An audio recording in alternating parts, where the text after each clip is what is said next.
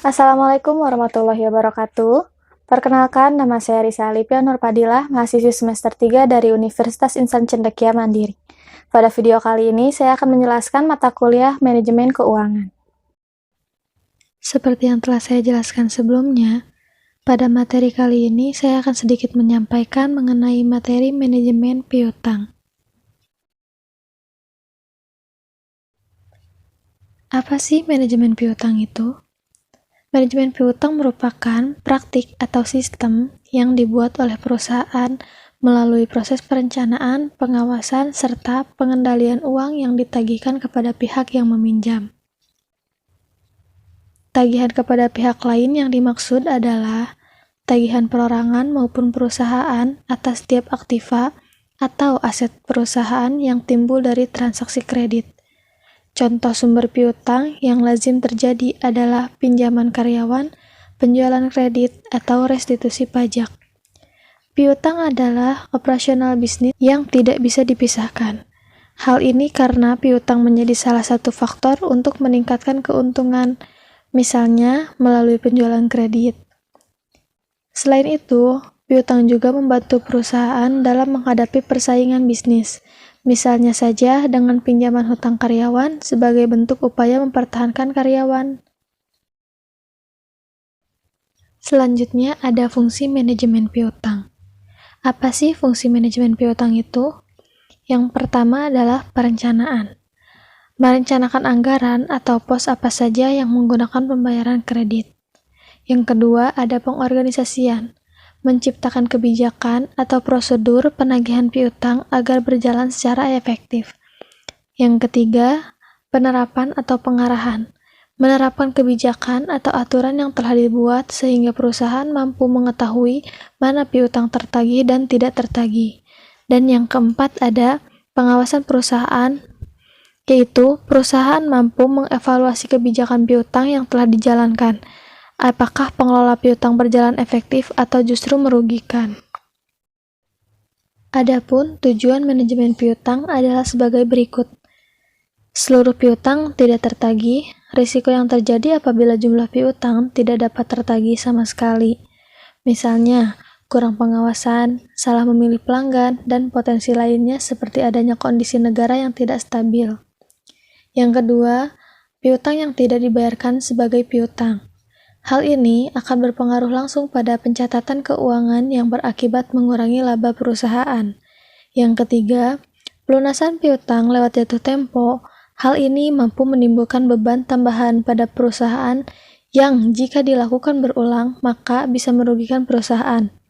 Yang keempat, perputaran piutang yang rendah pada modal yang dapat mengakibatkan modal yang tertanam dalam piutang semakin besar dan berakhir pada tidak produktifnya modal kerja, serta yang terakhir, adanya kecurangan seperti kegagalan penagihan piutang karena pelanggan yang tidak bertanggung jawab atau pencurian kas.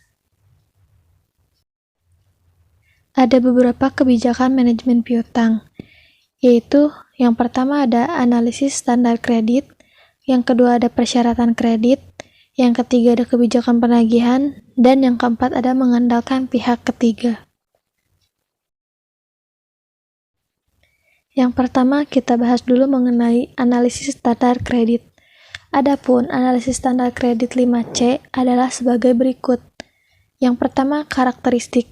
Perilaku pemohon peminjaman yang meliputi kejujuran, keterbukaan, pengalaman dalam meminjam, dan perilaku umum lainnya.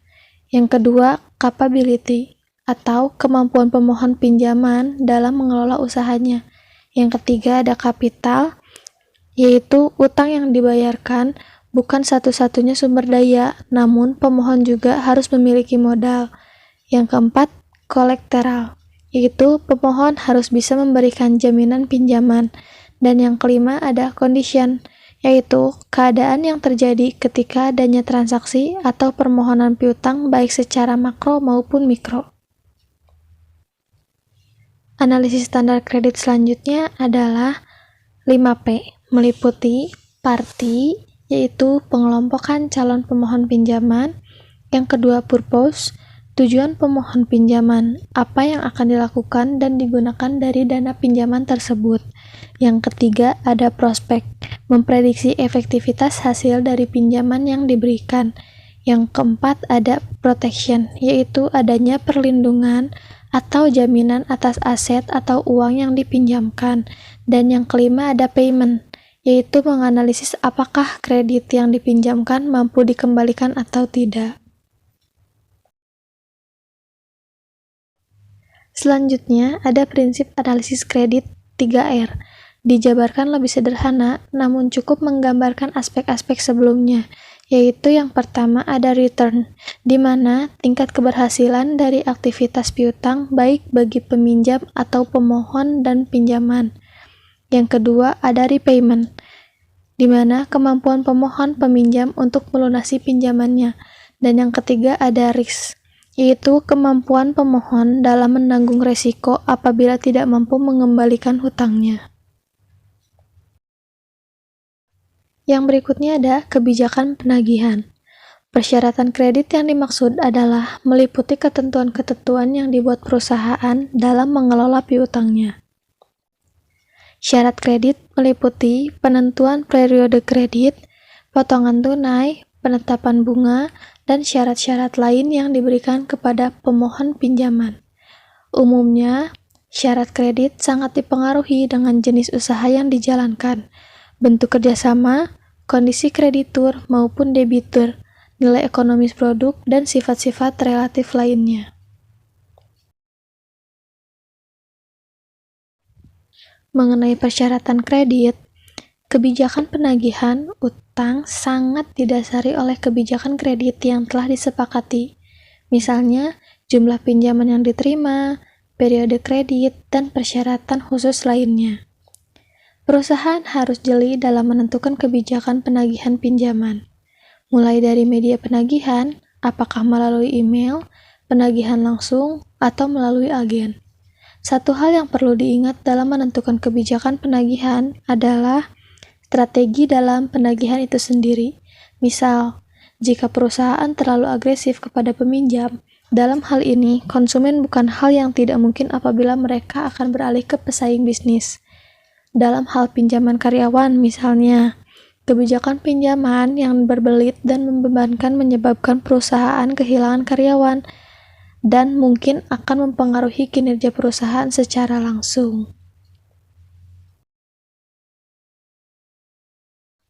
Pada pembahasan terakhir ini, ada mengenai mengandalkan pihak ketiga.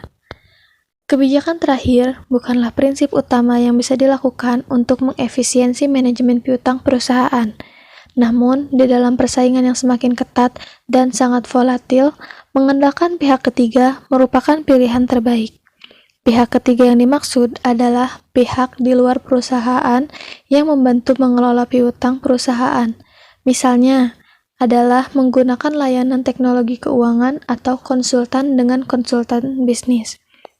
Mengandalkan pihak ketiga adalah investasi jangka panjang yang paling efektif dalam mengelola keuangan, terutama piutang perusahaan. Misalnya, Anda bisa menggunakan teknologi pengolahan akuntansi dan keuangan untuk memangkas birokrasi penagihan dan pemberian piutang, pemantauan, hingga kemudahan pengolahan data.